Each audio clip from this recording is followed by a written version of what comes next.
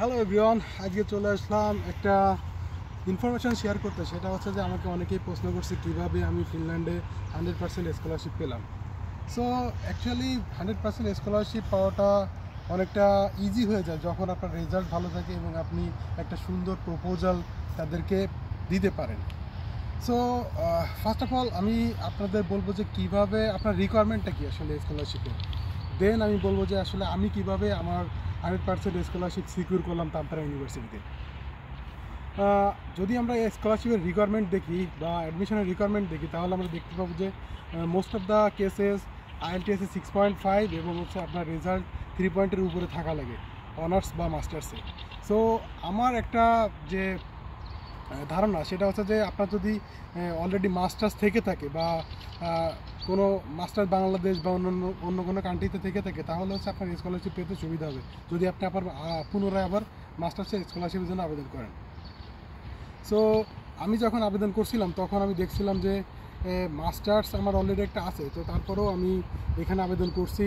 তো তখন আমার মাস্টার্সের রেজাল্ট প্লাস হচ্ছে আমার ব্যাচেলরের রেজাল্ট আমার মোটামুটি ভালো ছিল, 3.5-এর উপরে ছিল। সো এই কারণে আমার কাছে মনে হয় যে স্কলারশিপ আমার রেজাল্টটা প্রথমে আমাকে ক্যাটাগরাইজ করছে। তারপরে হচ্ছে আমি যদি বলি আমার প্রপোজাল, তো আমি যখন স্কলারশিপে আবেদন করি তখন হচ্ছে ওইখানে একটা ফর্ম থাকে। ফর্মে আমি আমার সকল ইনফরমেশান দিছি এবং আমি আমার যে থিসিস করছি মাস্টার্সে সেই থিসিসের অ্যাবস্ট্রাক্ট দিছি এবং তারপরে আমি কিছু কোশ্চেন ছিল যে আমি কিভাবে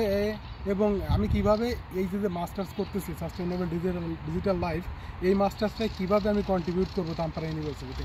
তো এই কোশ্চেনগুলো আনসারটা আমি খুব সুন্দরভাবে লিখছিলাম এবং তারা আমাকে প্রশ্ন করছিল যে তুমি ভবিষ্যতে কোন বিষয়ে রিসার্চ করতে চাও এবং তোমার রিসার্চ টপিক কী হতে পারে এবং তুমি কী বিষয়ে ইনভেস্টিগেশন করতে চাও।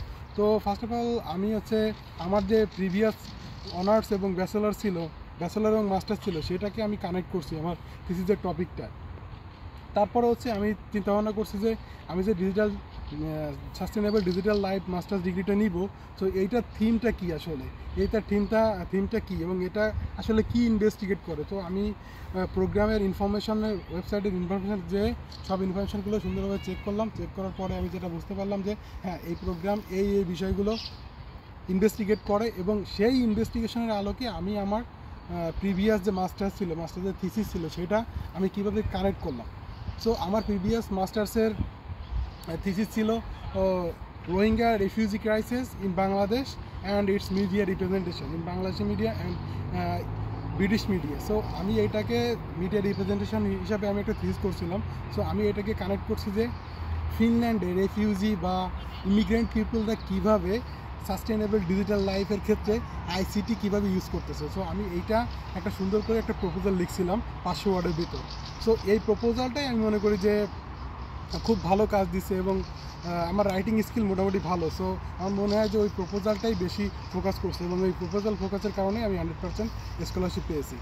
সো আমার মনে হয় যে আপনারা যদি চেষ্টা করেন এবং কীভাবে প্রপোজাল লিখতে হয় এবং প্রপোজাল চেক আপের যদি আপনাদের কোনো হেল্প লাগে তাহলে আপনারা আমাকে মেইল করতে পারেন এবং আমি মনে করি যে আপনারা যদি একটা সুন্দর প্রপোজাল লিখতে পারেন এবং আপনাদের IELTS এবং ব্যাচেলর বা মাস্টার্সের যদি রেজাল্ট মোটামুটি ভালো থাকে তাহলে আপনারা আপ টু 50% পর্যন্ত স্কলারশিপ পেতে পারেন আপনারা সহজেই।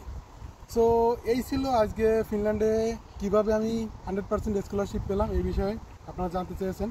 তো এছাড়াও যদি আপনাদের কোনো এক্সট্রা কোয়ারিজ থাকে আপনারা কীভাবে ভোকেশনাল স্কুলে আবেদন করবেন, কীভাবে ব্যাচেলর বা অন্য কোর্সে আবেদন করবেন, এই বিষয়ে যদি কোনো ইনফরমেশন বা হেল্প লাগে তাহলে আপনারা মেইল করতে পারেন।